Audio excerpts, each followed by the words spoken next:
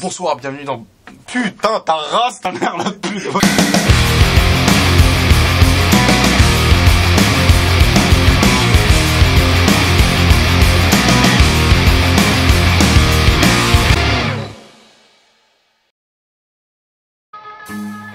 Bonsoir, bienvenue dans Black Room, l'émission ciné qui débute dans un décor qui déchire, on est vachement contents, c'est une vieille cave toute pourrie.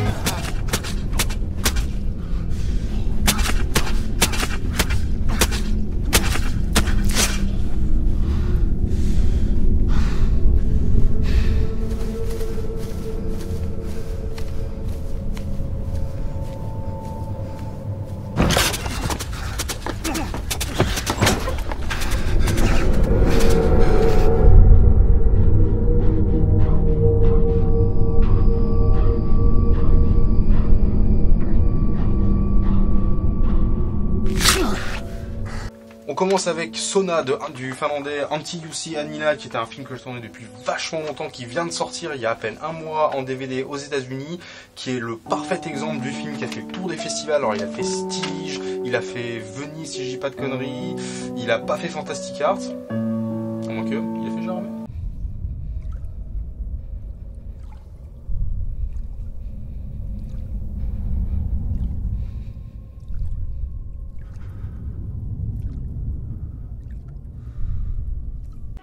Prenant place dans une époque méconnue de l'histoire de la Scandinavie, au lendemain de la guerre qui opposa la Finlande à la Russie à la fin du XVIe siècle, Sona suit le périple de deux frères soldats finnois chargés de redéfinir les frontières entre les deux pays à la suite de l'armistice. Alors qu'ils font escale dans un hameau, l'un des deux frères, se voyant refuser ses avances par une paysanne russe, l'enferme dans sa cave avant de reprendre la route et la laisse à mourir.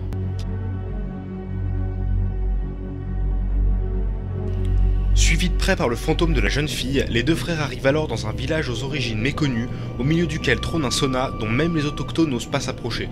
Chacun des soldats se retrouve dès lors confronté à ses péchés, à ses contradictions, et à la fin d'une guerre qui remet en question leur rôle humain. Donc pourquoi moi je compare souvent le film à Vignon de Fabrice Duvel, c'est parce que au-delà du fait que tu as cette ressemblance de la nature hostile et du sentiment d'inconnu autour d'eux, les personnages, donc le spectateur, savent jamais à quoi s'attendre. Tu sais pas de tout le film, tu sais pas si ça va être un monstre, si ça va être un village de psychopathes, s'il y a un des soldats qui va péter un cadre, tu sais jamais.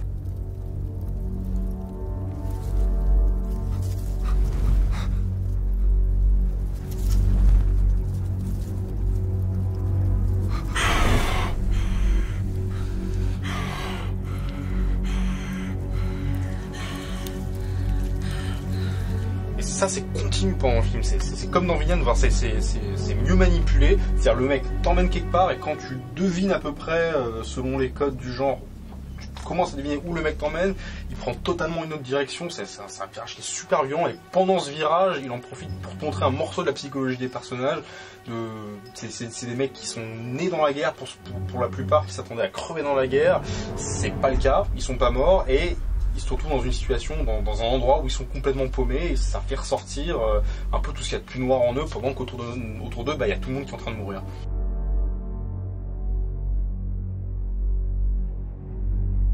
En bref, un film en forme de montée ininterrompue vers un final terrifiant, 1h20 de retournement de tripes intense et éprouvant pour un chef-d'œuvre dont même trouver l'affiche sur IMDb est une galère. C'est triste, mais c'est comme ça.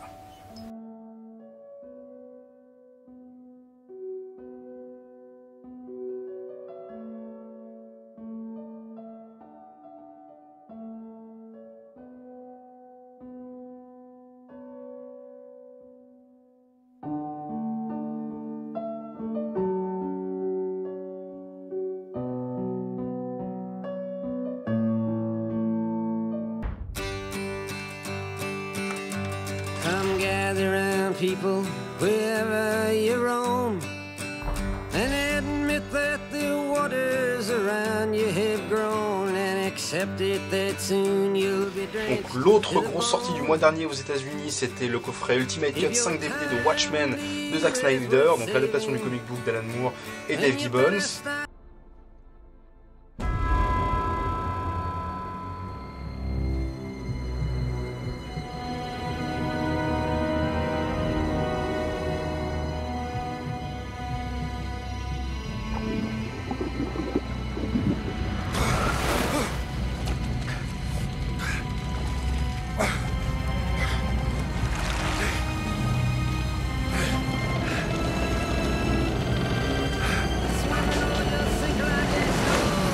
certes c'est imparfait, certes ça aurait pu être vachement mieux, certes c'était inadaptable à la base, mais par rapport à la foirade totale que ça aurait pu être au vu des niveaux des autres adaptations de comic book que par exemple Marvel nous fournit en 10 par an.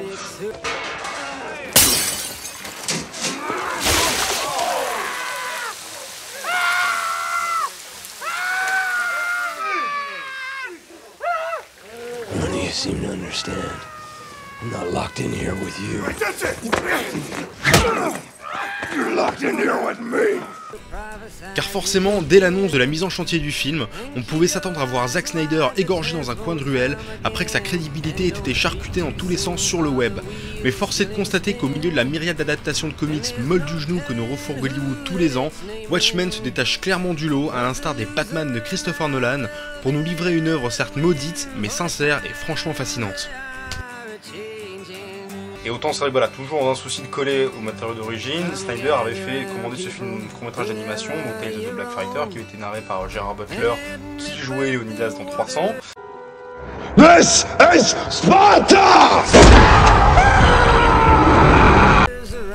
Le coffret comprend donc le Ultimate Cut du film, atteignant une longueur de 3h30, auquel a été incorporé le court-métrage d'animation Tales of the Black Fighter, qui reprend l'essentiel de l'histoire de pirates du comic book, raconté en parallèle du scénario, tout en lui faisant écho.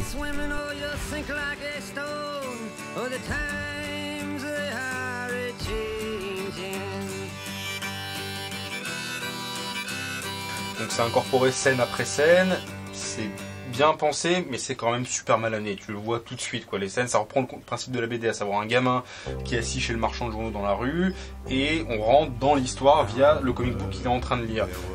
C'est carrément pas crédible dans le film. C'est-à-dire que tu sens que les scènes où c'est amené, il y a un vrai souci de post-prod, c'est mal cadré, les lumières sont pas vraiment les mêmes, les couleurs sont un petit peu délavées, donc on sent qu'ils n'ont pas eu le temps de bosser ça avant. Ça arrive comme un cheveu sur la soupe en général dans le film, alors que dans la BD c'était super fluide, c'est très bien amené, t'es plus pris dedans. Donc l'initiative est bonne, mais c'est mal touché. Le reste du coffret comprend un making-of assez complet, 2 commentaires audio de Snyder et du dessinateur du comic book Dave Gibbons, ainsi qu'une édition 2 DVD du comic book animé dont il faut bien dire qu'on se fout un peu pour peu qu'on l'ait lu avant. Une édition donc complète mais perfectible qui, au vu des prix des éditions françaises soi-disant collector en intégrant pas le Final Cut, vaut le coup de carte bleue sur les sites américains étant donné qu'on s'en sort pour moins de 25 €.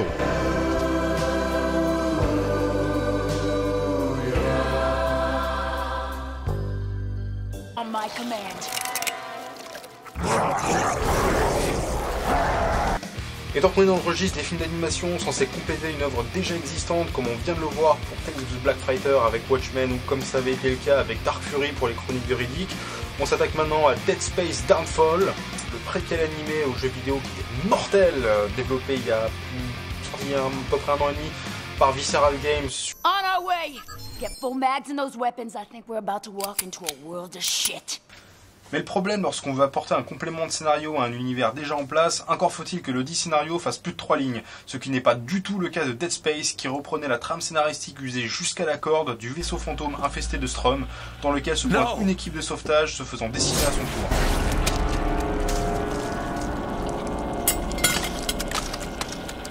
Donc t'as Alien, t'as Event Horizon, plus récemment t'as Pandorum, donc le truc a été fait 1000 fois avant, donc s'en servir comme référence cinématographique pour tout torcher le scénar d'un jeu vidéo, il n'y a pas de problème. Par contre, te faire croire à un univers complet et cohérent en te faisant un film d'animation torchant 3 secondes, je trouve que c'est pas possible, et sans aucun scénario, non. Car en plus d'être scénarisé avec les pieds, Dead Space Downfall ne garde que très peu de l'esthétique référentielle de son modèle vidéoludique, se contentant de nous fabriquer du faux suspense à 2 balles, sous une direction artistique quasi inexistante et avec un voice acting désastreux. Ce préquel est un monument de fanservice n'ayant rien à battre de sa qualité finale.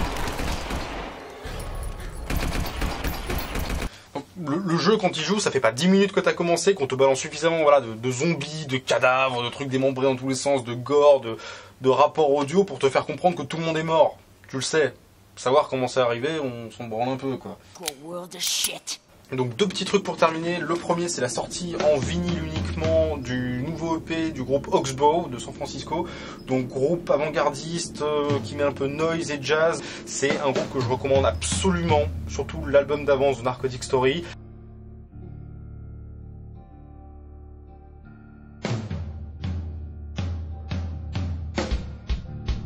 L'autre, c'est la sortie en salle donc de The Road de John Hillcoat avec Viggo Mortensen et Charlize Theron, qui était super attendu, notamment du fait que l'adaptation, le bouquin original de Cormac McCarthy est un putain de best-seller. Je suis allé voir le film il y a 3 jours, pas eu le temps de faire un sujet, donc on va garder un gros sujet pour la prochaine fois.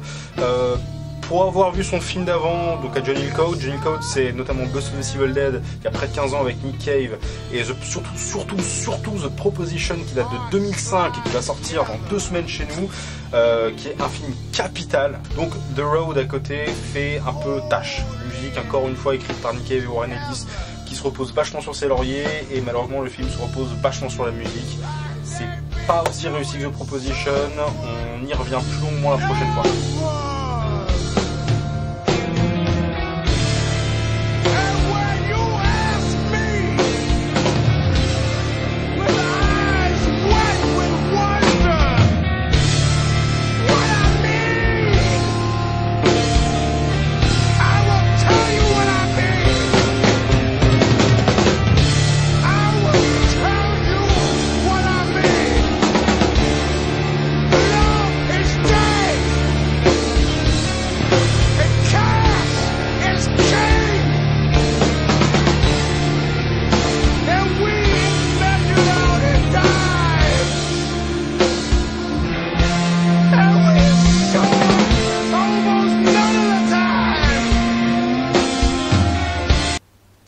J'arrive pas à dire ça, c'est dingue. C'est tout en lui faisant écho. Je sais, c'est horrible. En faisant. Tout en lui faisant, Faisant écho. Oui, c'est ça. mais j'arrive pas à le dire, c'est horrible. Ouais.